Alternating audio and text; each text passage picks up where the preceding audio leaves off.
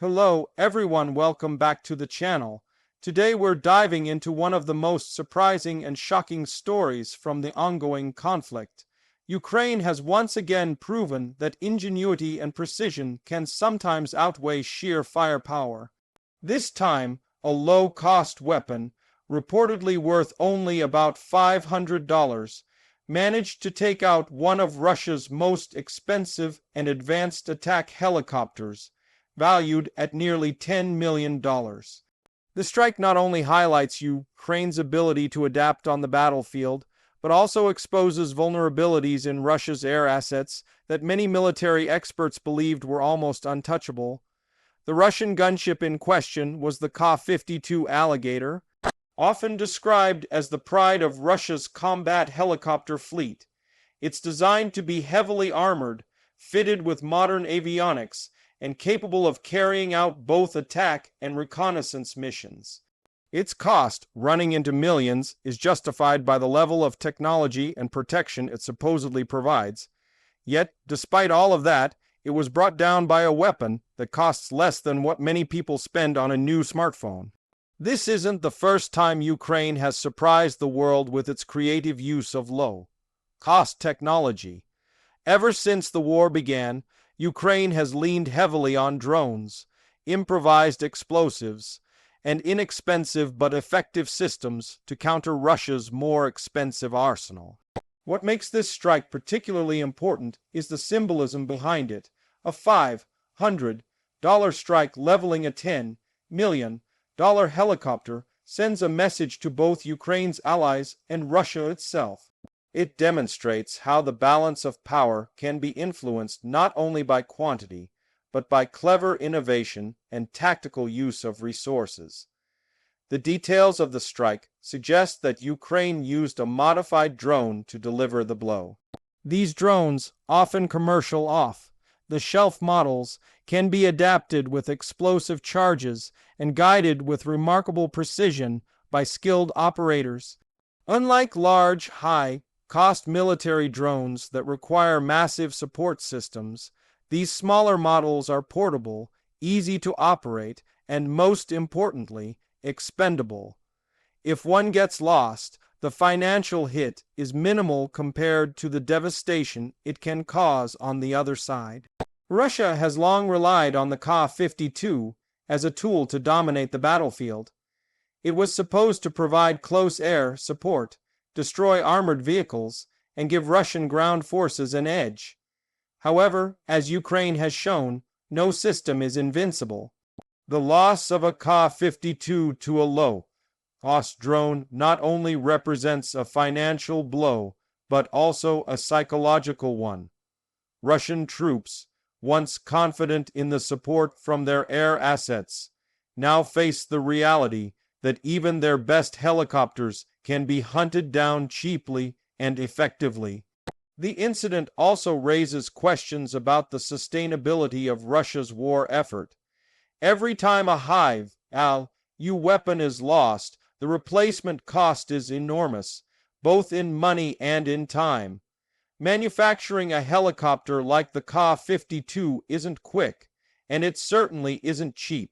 Meanwhile, Ukraine's reliance on small drones allows them to field replacements almost instantly. With foreign support and domestic ingenuity, they can keep deploying these inexpensive weapons again and again, gradually bleeding Russia of resources. Another important factor to consider is the adaptability of Ukraine's forces. Unlike conventional militaries that might take years to adjust to new technologies, Ukraine has shown remarkable flexibility. Soldiers, engineers, and volunteers are constantly testing new configurations, modifying existing equipment, and finding ways to maximize the effectiveness of what they have.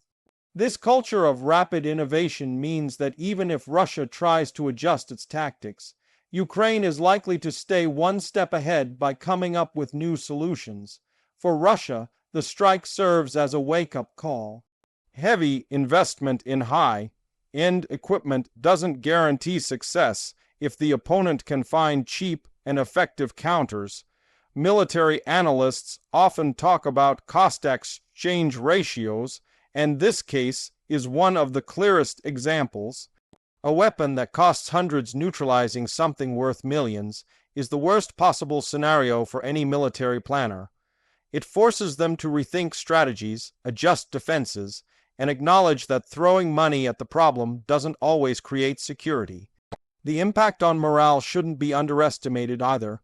For Ukrainians, victories like this are a source of pride and motivation.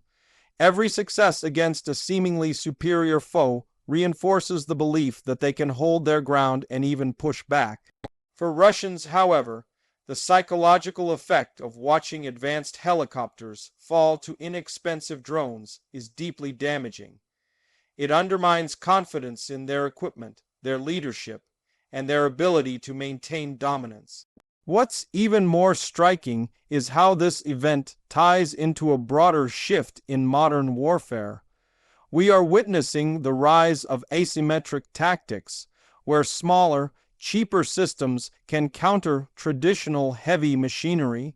This is a lesson not just for Ukraine and Russia, but for militaries worldwide. Investing billions in high-tech platforms may not guarantee dominance if those platforms can be countered with far more affordable technologies. Future conflicts could be shaped less by who has the biggest budget and more by who can innovate faster and adapt to changing conditions. This is also why Ukraine continues to receive strong support from Western allies. Each story like this proves that aid in the form of small drones, training, and financial support pays dividends on the battlefield. A relatively small investment yields massive results, making it a smart strategy not just for Ukraine, but for those who want to see Russia's expansionist goals fail. The world is watching closely.